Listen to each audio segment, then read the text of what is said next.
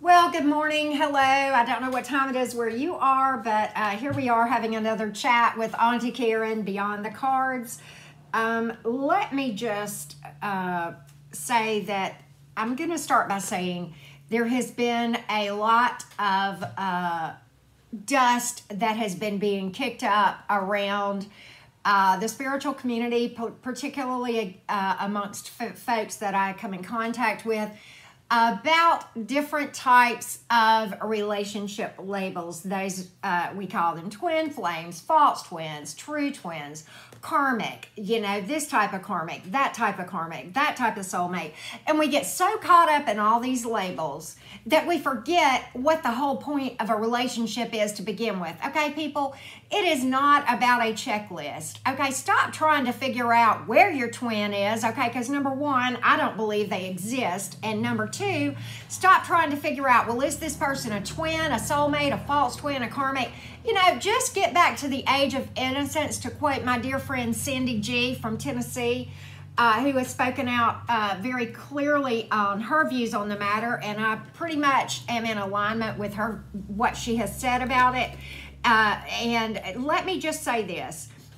She said this, go back to the age of the innocence. When we were in high school, we were young. We had never heard the term twin flame, or maybe you had, but you just met somebody and you didn't try to figure out what kind of label they were or why they were coming into your life. You just simply looked at, number one, am I attracted to this person? Are they nice? Do they treat me sweet? Have they asked me out, or have I asked them out and we've gone out? Are we having fun? Then don't overthink it. Just let it be. Don't look at these labels, because here's what will happen.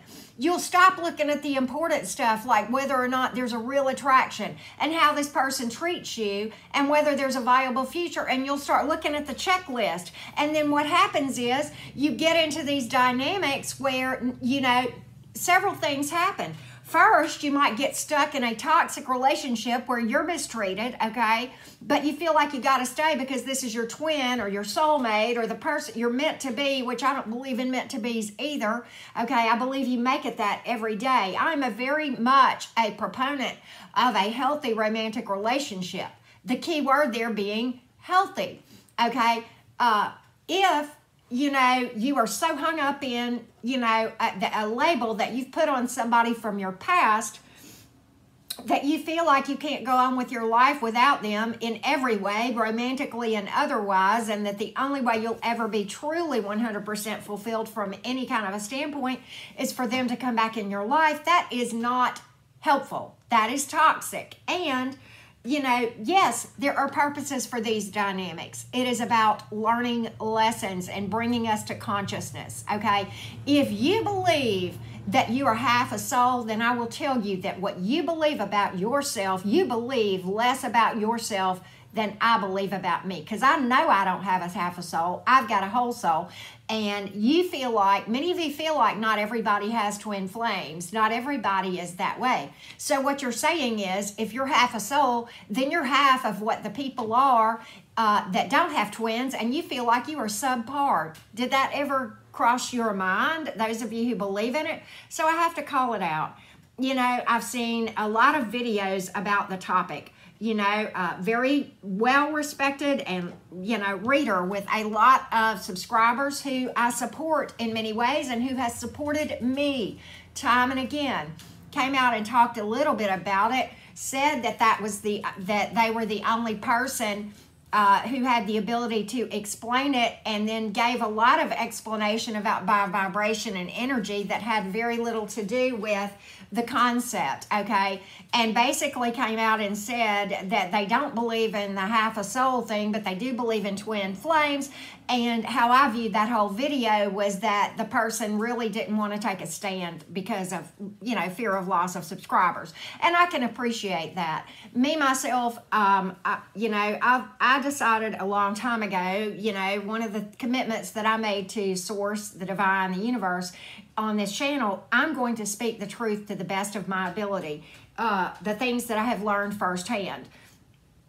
I have a lot of experience in the twin flame narrative and being in a twin flame dynamic and walking the path and the mission and all of those sorts of things. I know it all too well. So I feel like I am qualified to share what I have learned about those things. I know what I have experienced, okay? And, you know, I see these things tossed around, and then the next thing I know, I see a very small reader who I have promoted doing two videos about twins, both of which the reader was unable to back up and basically said, you know, well, I've seen studies, but I can't remember where they are now. Well, I'm like this. If I come to you and I make a statement about energy behavior, I should be able to back it up with things like, you know, with Einstein's teachings and things of that nature. You guys know, if you've watched me for any length of time, I often, you know, quote Einstein, I quote Freud, I quote Carl Jung, okay, Abraham Hicks, many other experts in those fields, okay. So and there are times that I don't, okay? But I feel like this, if I am going to refer to a study and I can't tell you who did it or the name of the study, then I've lost all credibility with you. There's a big difference in being able to back something up with fact and expressing an opinion versus, you know, that's fine. Either one of those is fine if I sit and say, it is my opinion, blah, blah, blah, blah, blah. And I do that sometimes, okay? But if I say something is a fact and then I say it, you know, and I can't back it up, okay, with something other than just me saying, oh, well, I got a spiritual download. And I do get downloads, but I don't expect you to trust my downloads, okay? You trust your downloads. You go with your intuition. That's why we all have the ability to connect with the divine.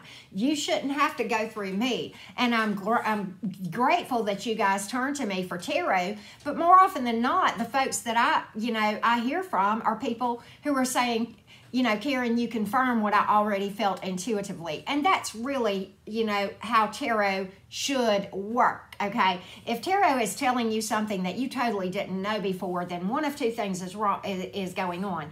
Either it's just not your story, highly possible, or you've not heard your intuition. One of those two things has to be true.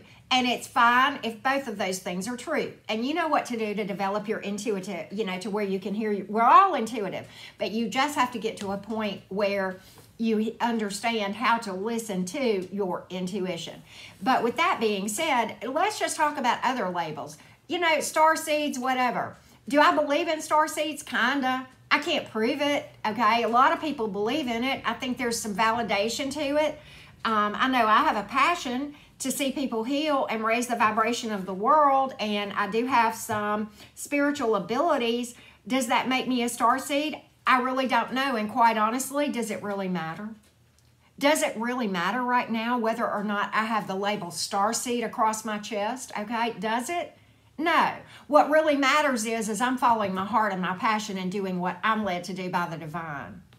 Point blank, period. Does that make me special where I can wear a starseed label across my chest? No. You can call me a starseed, a volunteer, whatever. I don't really care. I'm just a girl with a passion who likes what I do. It's just that simple, okay? It doesn't matter. It doesn't, and let me tell you something. When I meet a person that I am romantically interested in, I don't really care what kind of label you want to put on that person. If they're viable, they're viable. If they're not, they're not. My checklist has nothing to do with the color of their eyes, with what their birth chart is, how we met, No, it has everything to do with how they treat me, whether we have fun together, whether this person has similar goals and thoughts about their life than I do. And if they don't, hey, that's okay too. There's nothing personal about it. But I don't need a person coming to me romantically with a label across their chest that says twin flame, soulmate, karmic, whatever, for me to know whether or not to entertain them. It doesn't matter what they are. I can put a label on them called, 99, like my friend Cindy says a lot. I can give them a number. I can call them a bullfrog. I can call them a rock. It doesn't matter what their name is, okay? It matters how they treat me and whether or not we are aligned and got similar goals in life, okay? That's it. And when we can get back to that, then we will be rising in our ascension and in our consciousness and stop worrying so much about this stuff. We can't begin to understand the things that are like soulmates and soul contracts and all that stuff. Yes, we have theories. We do, okay? Those things do happen, in my opinion, for us to help us to learn. But if you think in your little ego mind that we can figure all this stuff out and put it in a bow and package it, if that's what you need to do to be able to deal with it, and that's how, if you can handle being that small-minded, then that's fine. Or you can accept the fact that it doesn't matter and stop trying to figure it out, and instead trying to figure out how to have better life experiences, better romantic experience. Okay, my job as a tarot reader is not to tell you whether or not a person is a twin flame. My job as a tarot reader is to say this person is going to communicate or they're not. It's just that simple. Does it really matter if the person that's going to communicate or not has a label across their chest that says twin flame, soulmate, karmic, rock, bullfrog, John, James, Jane, Susie Q, Jim Bob? It doesn't matter. Either they're going to communicate or they're not. And it doesn't matter, okay? That's the bottom line. Stop worrying about things that don't matter. Start worrying about things that do matter, okay? And I know this was a tough lesson, a tough message, okay? But I'm a little bit piped up about all of this stuff because I'm highly disturbed. Here I am supporting other channels that quite honestly are teaching bullshit. And I want to go on the record as to say I do not support anybody who is teaching the twin flame narrative or anything similar there too. And I will not have mods that do, and because I cannot have them representing that on my channel. Okay, I cannot have anybody that comes in my channel new not to understand, to see a name on there of another channel that's a mod of mine, and then go to that channel and hear that horse shit, and I have it on my hands that they got led astray because I had that person as a mod. Yes, exactly. Now, if you're not a mod of mine, I don't care what you believe, as long as you don't come preaching that horse shit in my chat, okay? I don't, okay? But don't preach that in my chat, and don't promote other channels that do. That's another thing. I am becoming much more selective about who I promote as a channel and who I align myself with. But just to make it painfully clear, I feel very confident in still being aligned with Tyler, Cindy, and Leon for sure. Okay, beyond that, I don't know. I think Tanks is pretty good. I don't really know where she stands on twin flames. And you know what? I'm okay with that, because here's why. If she doesn't know, or if she feels differently than me and she hasn't said anything, then kudos to her. Some people don't know, and so they won't say, and I respect that too. I know because I've walked the path and it don't exist. It's horseshit, and it kept me stuck. And since I got out of it, it's finally the first time I found happiness and peace and got some relief, because it didn't work. I know people in that community who have been waiting 10, 15, 20 years for their twin to return. And their twin is, quote unquote twin, is in another marriage in another town with a whole family, done had 3 kids, and would not piss on that person if they were on fire. Why? Because that person that's waiting on them to return is obsessed. They're not in love. That is obsession. It is called limerence in the psychology community. Limerance. There's tons of videos about it on YouTube from experts. I am not an expert, and no, I am not quoting particular ones because there's far too many.